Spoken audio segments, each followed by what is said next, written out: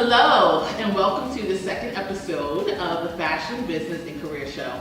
I'm your host, Terina Nicole, and today in the studio is the multi-hyphenated textile artist, graphic designer, event curator, and teacher, Stacey Flygirrl Wilson. Stacey's love for art began while studying graphic design at Philadelphia's Hushin School of Art. Soon after, she started designing promotional materials for the entertainment and restaurant industries while managing the Zanzibar Blue and Brave New World restaurant. Her design client roster grew to include legends in Philly, such as radio personality Deanna Williams, DJ Jazzy Jeb, OK Player, the Sound of Philadelphia, and Philly's most beloved restaurants such as Warm Daddy's and Green Soul. Stacey's next venture was to start a promotion and event planning company. She decided to leave the nightclub as a manager and enter as event producer. Producing and promoting thousands of events over the past 18 years, she is the proud co-owner of the infamous Tasty Treats, which was the longest running weekly party in Philly. She created the event in 2001 with then partner Questlove of the Roots and had many special guest DJs like Jazzy Jive, Cash Money, Q-Tip, Biz Marquis, Premier, Tony Touch, Pete Rock, and many, many more. Stacey has produced events with the megastar himself, Prince. Wow. She's also produced events with the likes of Beverly Vaughn, Jill Scott, John Legend, Jamie Foxx, Bilal, and so many more. On the fashion side, she is responsible for branding those infamous John t-shirts known around Philadelphia. Stacey's skill in art and illustration became more and more part of her brand as her acrylic and ink works of urban comic book graffiti-like art came sneaking out onto the scene. Her much admired work on wood, canvas, and sneakers have been featured on the walls of MTV's The Real World, Philadelphia House, and on UPN's TV show Half and Half, the pages of Jill Scott's book of poetry, as well as featured in various exhibits and magazines. She's now creating a new line of merchandise with her artwork, as well as an animation and children's book. Stacey has been recognized by the Greater Philadelphia Tourism and Marketing Corporation as a creative ambassador of Philadelphia, an elite group of creative people honored by Philly 360 and the Philadelphia Tourism Board. Stacey also teaches graphic design classes and hosts painting parties. She gives back by donating a portion of the proceeds from her events to various causes and charities. Thank you, Stacey. Yeah. It's so amazing to have you here. Thanks for having me. Man, oh man, the fact that you even have time to be here with all that you do. That was a long time of happenings. Almost 20 years now. That's amazing. Yeah. That's really amazing. Yeah. So Stacey and I met maybe 10 years ago. Yeah. You were pulling together, curating as usual, and a collective of creatives, fashion designers, artists, into this incredible opportunity at the mall at King of Prussia. Absolutely. And I was blessed to be one of those featured designers. And that being my introduction to you, I always think of you as an artist and a designer. It blew my mind to discover that before doing all that, you were already hosting these amazing events.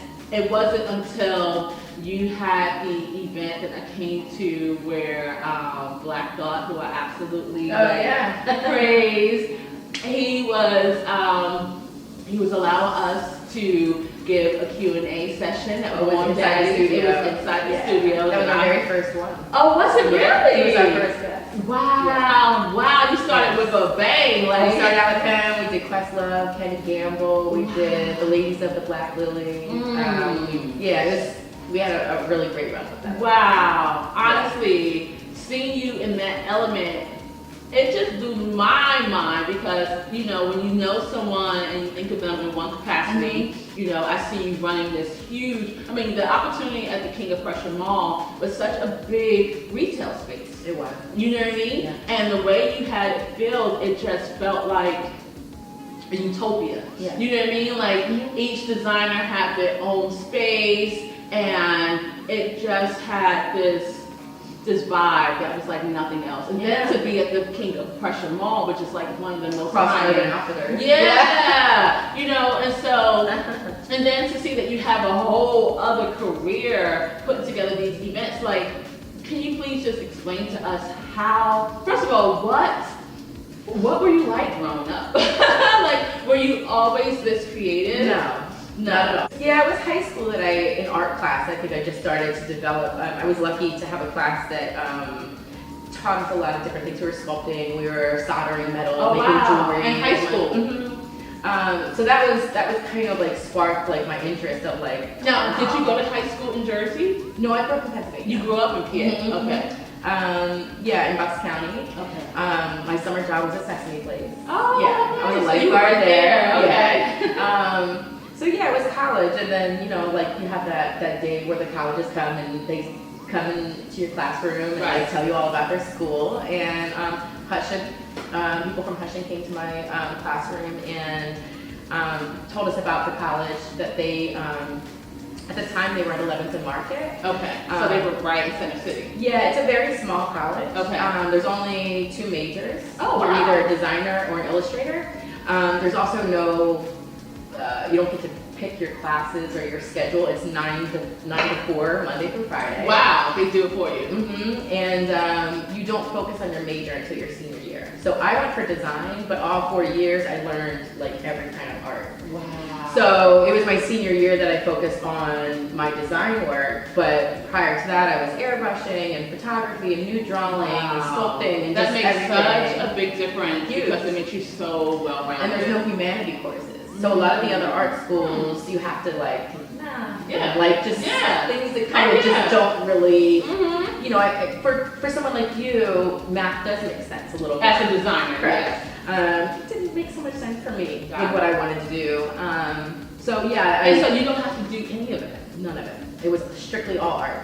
And it was really incredible. All the teachers are working in their fields. So they're, you get that real world experience. Yeah, they're not just like there for their job and like critiquing you. You know, it's like, you're out there functioning too. Oh, so much of that. Well, art school is hard with critiques because it's also subjective. You know, because I, you know, had a children's illustration class and I got bad grades on the stuff, but then that stuff got published in a book later in my life, you know, so it's like, it's really subjective, and I wouldn't take any art teacher's critic too harshly. Right. Because at the end of the day, we all are going to end up making the art that satisfies us. And then we'll find an audience for it. Absolutely. Yeah. Absolutely. There's artists, I mean, there's an audience for all kinds of art out there. I mean, so I know it. I'll see some art and it won't be necessary for me, but somebody else will love it. Exactly. You know? So,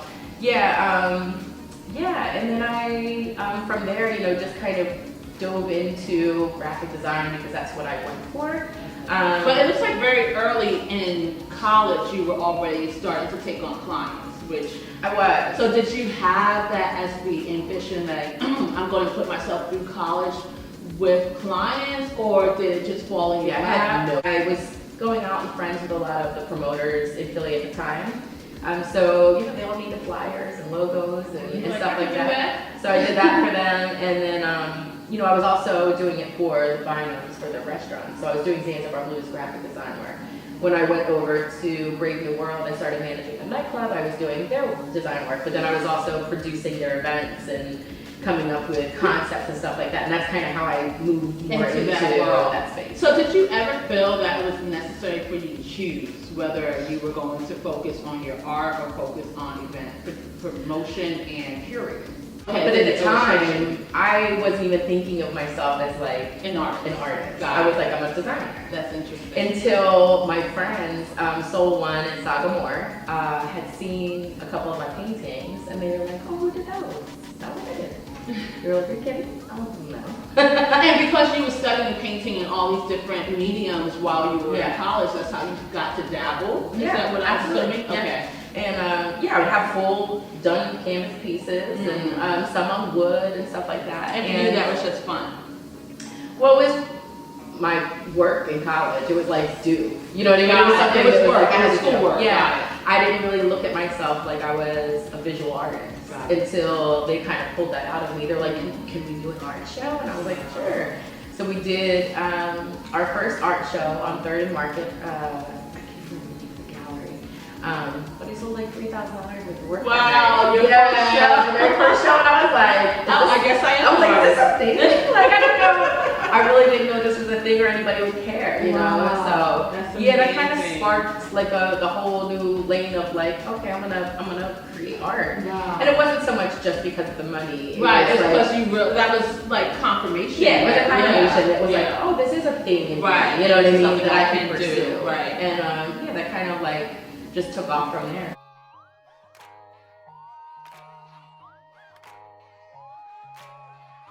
For the rest of us creatives, help us understand how you get this all done in the same 24 hours that we have. I mean, you're running your own space at the Cherry Street Pier, Yeah. which is amazing. That opportunity, to be there and that great location, surrounded by other creatives. I've been in that space with you, and just the vibes kept me high for days on end. So, it's just wonderful. And then you are still curating these amazing, like, musical experiences. Yeah. You have your artwork on apparel. You are responsible for teaching kids to be the next Stacey Flygirrl Wilson. How do you manage? I don't know sometimes. It all just kind of fuels itself. I think there's days that I feel like I'm doing too much or that maybe I've committed to too much. I've started to learn to say no to things that don't like serve me in the way that I need them to at this time in my life. Right. I did that for a long time where I was just saying yes to everything. And I'm guilty. Yeah. So kind of, there were a couple experiences that I had where I was just like, I said yes to too much and it was just overwhelming, and I was like, you know what, I need to take a step back and kind of figure out like what really serves me and what space I'm in, and what I really want to do. And I definitely still have days where I'm still overwhelmed by all the stuff that I have, even though I've said no to some things. Right. That I still kind of like overcommit, but I don't know, it just all works. Yeah. Are there particular apps that you use that help keep you organized? No, I wish I was more organized. I'm definitely not. I don't use apps. I have a written out calendar. Okay. Yes, I am write it down, check all day. Got it. I just posted about that on Facebook. Like there was an article about how people that write things down they have a different type of brain and they kind of commit to things differently and see things through differently. I wonder what that would say about me, because I definitely do both, which is weird because I always ask myself, do you have to have it in your app? I have 2 different apps that I'm using. I'm using Notion, I'm using Asana, really 3 if you count my Google Calendar. Yeah. And then I write everything down physically on the calendar. Yeah. Why though? That's 4 That's different a lot. places. That's a lot. I found that apps, I have, like, in my mind, it's like, it sounds so good. Like, I have this cool app. It does and, make me feel like, oh, I got it all figured out. I But can't keep still- up with it. That's the problem, is like, I might initially be 100% for it, down, and I might put all my stuff in there. But then I don't keep up with it because it's just kind of, I am doing so much that it's hard to stop and commit to actually putting all in. when I can just write it down in a Got it. book and I also like to see my whole month in front of me. It's really hard on your phone to do that. It's really, I can't really like, I feel like I'm not connecting to the things. Got it. Yeah. For me, it's like a Sunday ritual. Oh, okay. Yeah, it's a Sunday ritual. I think in the beginning of the month, that's when everything kind of goes in Asana or Notion, what the month kind of looks like. And then every Sunday, I'm going through what was accomplished, what still needs to be accomplished, and putting all these things into place on the calendar. No, that And then I get all these little Yeah. reminders, you know what I mean, to make sure I'm where I'm supposed to be. I like it. Yeah. I do like it, but I also wonder, is this the most efficient way? Yeah. How does Stacey do it? It's not for me, you know, only because, you know, there are times I'm doing a lot of different things that in one day, right? I might go to the pier and then I might be teaching afterwards, and I'm doing a podcast and doing all this stuff. So, you know, a reminder might pop up on my phone and then I swipe it up because I'm busy, and then I forget about it. Got it. You know what I mean? Yeah, So yeah. it's kind of That happens like, too, yeah. totally. So I can't forget about the things I've written down. Yeah. So, okay, curious to know though, for someone to even have the energy to do all that you do, are there things that keep you motivated? Are there particular books or particular, I don't know, moguls that you follow that keep you inspired? Like, you know, you got that Gary V, you know, a lot of people Yeah. are into Gary V right now. Yeah. That keeps you motivated to keep going, or is this just ingrained? It's definitely ingrained in me. Okay. But there are people I, you know, turn to for inspiration. I listen to a lot of podcasts. What's some of your favorites? Do you know Mimi G? I do! Yeah, so I love Mimi G. Yeah. I'm surprised that you're into Mimi G. Really? Yeah, I don't know why. That's surprising. I secretly want to sew, you know what I mean? Clearly. And plus, she's such a badass anyway. I love her. Yeah. So I get real inspired by her and her story. Her story. Yeah, you know, it's Powerful. really incredible. Yeah. You know, she was once homeless and Completely homeless. went through like a lot of trials and tribulation to kind of get where she is now. Harsh ones. And for her to still be so soft and generous. Absolutely.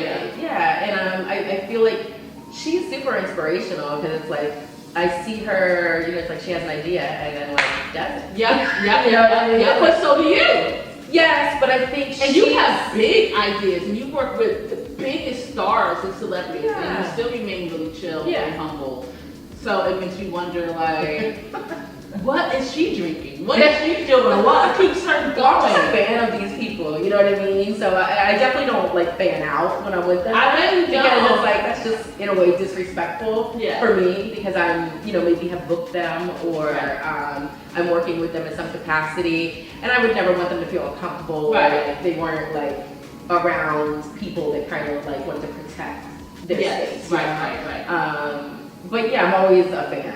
I'm always a fan. Yeah. So I mean, to work that closely with people that you deeply admire. I mean, just knowing that you're around people who are working their behinds off. Yeah. That's, I'm sure that has some. Yeah, it's motivating. You know, effect on it's, you. I think I also live and work in a community where people are just doing, you know what I mean? Constantly doing. And creating and Yeah. conceptualizing and And making things happen. yeah, and making it come to fruition. And you know, there's a lot of people in Philly that inspire me, like that Rakia Reynolds. I don't know if you're familiar with her. Yeah, she's you know, a it's friend like- of mine and super inspirational. You I've know. known her since she was a kid. Oh, really? Her aunt and I went to FIT together. Oh, wow. Yeah. That's awesome. Yeah. Yeah, so you know, like, you know, being around so many creatives and so many people that are running their own businesses and Succeeding. Yeah, and just doing what makes them happy. It's like it's hard not to just keep moving in that space with those people. Right. You know? So surrounding yourself by greatness. Yeah, Yeah, absolutely. So can we talk a little bit about your work on textiles, your work? So I know that there are two different avenues. There's your work being printed on merchandise, and then not necessarily for commerce, but you will occasionally spark on canvas, on shoes, on bags and hats and things of that sort. That process, I'm assuming, is very different, you know? Yeah. So can you explain that to us a little bit? The process, I mean, I kind of moved into, I mean, at one point all I had were my original paintings, right? It's like, here's So your did art. it start as a painting? Yes.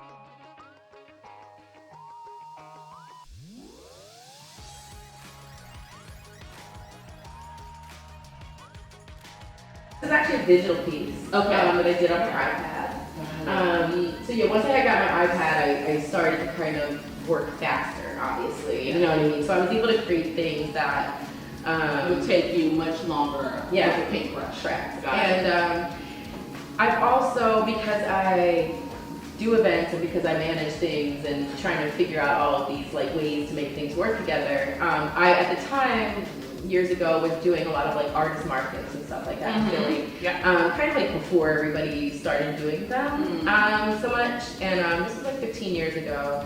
And I vended a lot. Like I was vending at like the Made in America Festival and you know the Roots Picnic and like just everywhere I could kind of set up. And just realizing that people aren't walking around with thousands of dollars for originals in their pockets. So how can I reproduce my stuff? Yeah, merchandise. How can I reproduce my stuff without dumbing down my prices on my original work? And allow people the space to either wear or appreciate my work in a different way. So it's like t-shirts and bags and hats and shoes and buttons. And, that's part of like what's great about the pier is like, you know, at Cherry Street Pier, yes, it's a work studio, but for us it's also a retail space where we can, your work is on display on our space, as well as mine and my partner Melody Forrester, who you know as well from our time at King of Prussia. So yeah, it just became, you know, I noticed that people really did want to shop, but they're not necessarily looking to buy paintings, or well, that's not true. They're not necessarily looking to spend particular amounts of money. Because if my paintings were $50, then they might buy it. You know what I mean? But they're not. And they won't be. Not to say I would never have anything for $50, but like, you know, the majority is not. And you know, people aren't just walking through the pier on a regular afternoon expecting that, you know, but they come in and they're like, oh my God, I love the work. You know, I want to take something, what can I take? You know, and so they're having things available. Getting a $5 button or a $30 t-shirt or a hat or whatever it is. So Awesome. So what about the John t-shirts? Like how did they come about? So the John t-shirts are and for those, I just want to say, for the people outside of Philly who are just like, what is a John? Well, look it up in the dictionary because it's there now. Let me tell you, my experience coming to Philly in 1994, my first college was the Art Institute of Philadelphia because my mom would not allow me to go to school in New York City, even though I grew up 15 minutes from New York City. So I come to Philly, a place I've never been to before, and learned a whole new language. And the word John literally means everything. Everything. First place of thing. Pass me that John. Oh, check out that this John glove. I got that John the other night. And somehow, you know, people always ask me, obviously, because we have like John merchandise, but it's like in Philly. It's like you could say it, and the other person will just know what you're talking about. They just know. They kind of know what you're replacing without you having to tell. It's the strangest thing. There's no other word like that. No, it isn't. Well, got started from Questlove, myself, and Yamin Allworld started Tasty Treats in 2001, and it's a party that happened at a club called Philo's, which is now closed, and the t-shirts were part of the brand. So we, I have to credit, it was probably Yamin and Amir really that really kind of came up with the idea. The concept. The concept. And so we were going to have hostesses that were going to hand out tasty cakes. So we were going to have them in Tasty John t-shirts. So that kind of, we did that and people went nuts. And you know, we started to sell that shirt. And it was just that one at the time. And then we started to realize that it was a hit, and just threw out a bunch of names and did them up on the computer and sent them to print, and we just kind of sparked that. That was 2001. And so we've been selling them, and you know, we used to set up at the Odunde Festival. Big deal here in Philly. I mean, we had that's like the BAM Festival in Brooklyn, if you want to compare it to. It's like that type of deal. That was kind of really where we were able to see the popularity of them because we would have swarmed. I mean, we had every name and color combo. And we had thongs and like, I mean, we had everything. Joel and everything. Wow.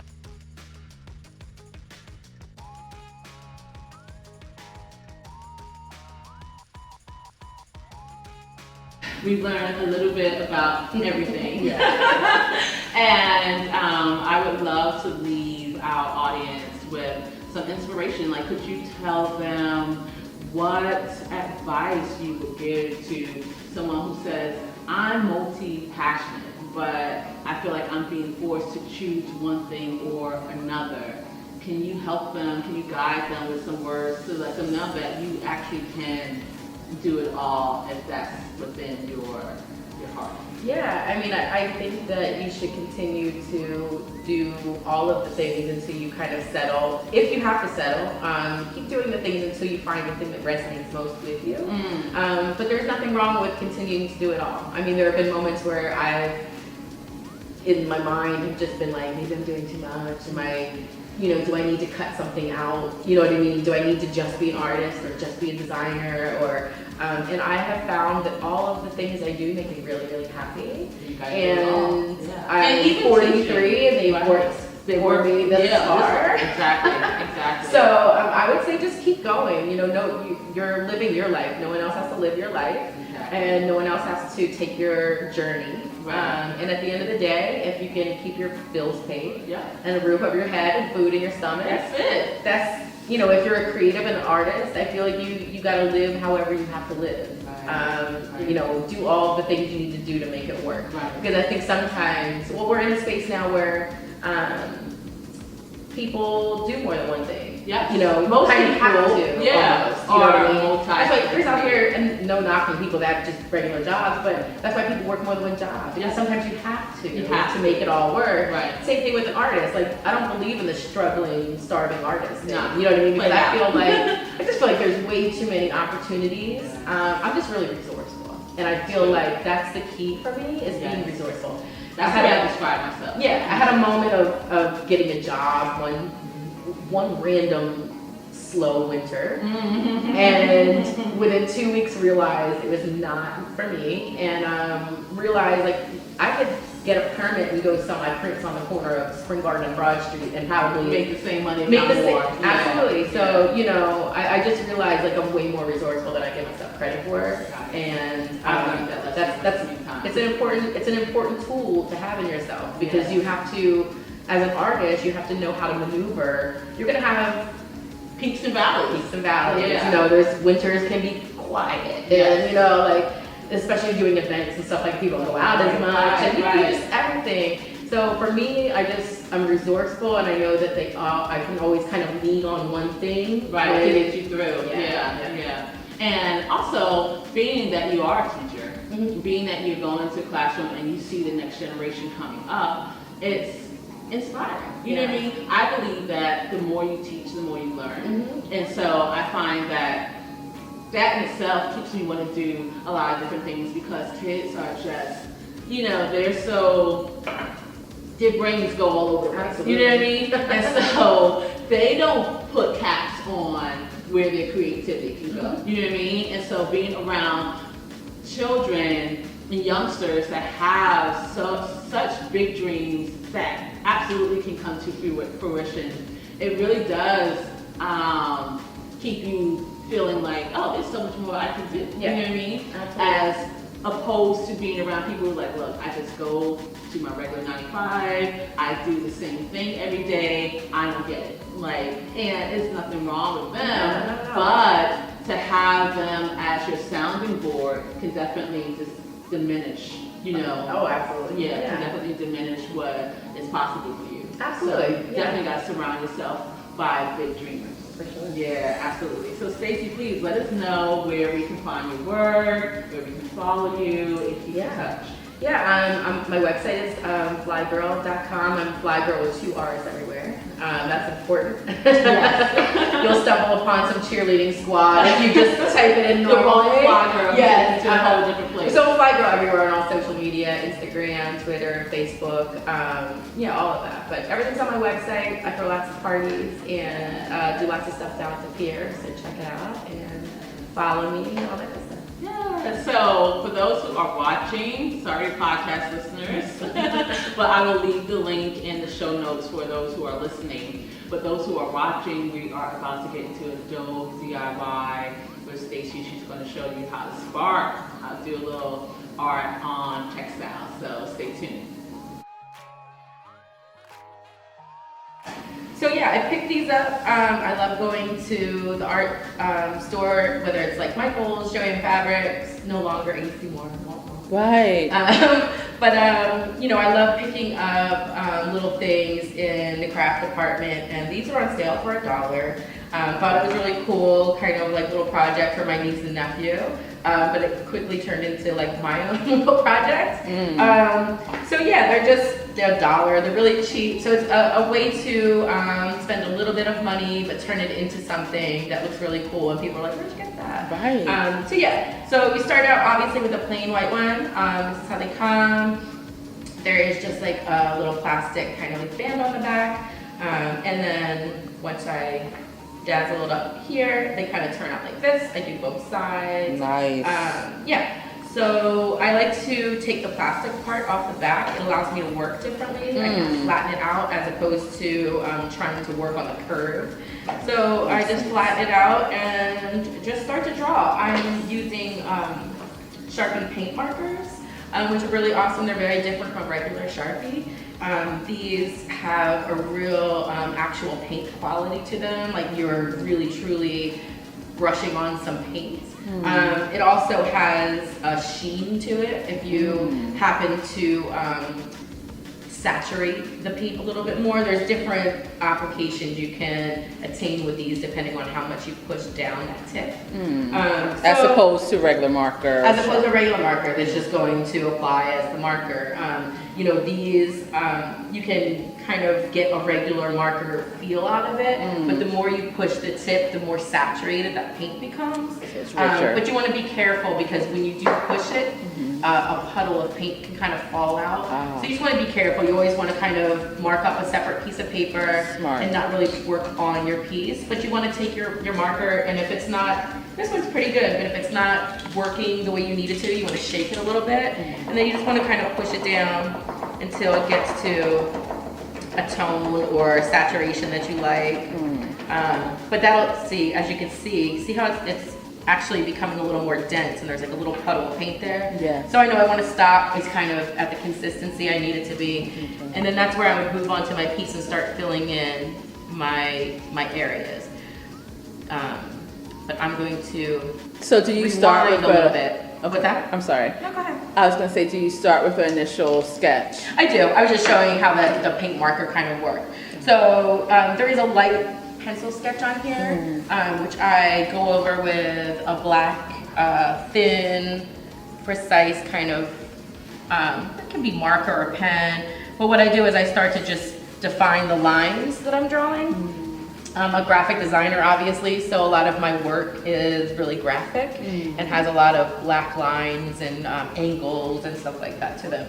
So I just start sketching it out. And you know, you can't really erase on here, so you know, you want to make sure, that's why you want to get your pencil sketch down, and you want to make sure that you're just following the work that you already done, so you're not really messing up. Yeah. So this is real kind of quick. This is not my detail moment. This is just let's get the line kind of defined a little bit. So this is kind of one of my signature girls where her hair kind of falls over one eye.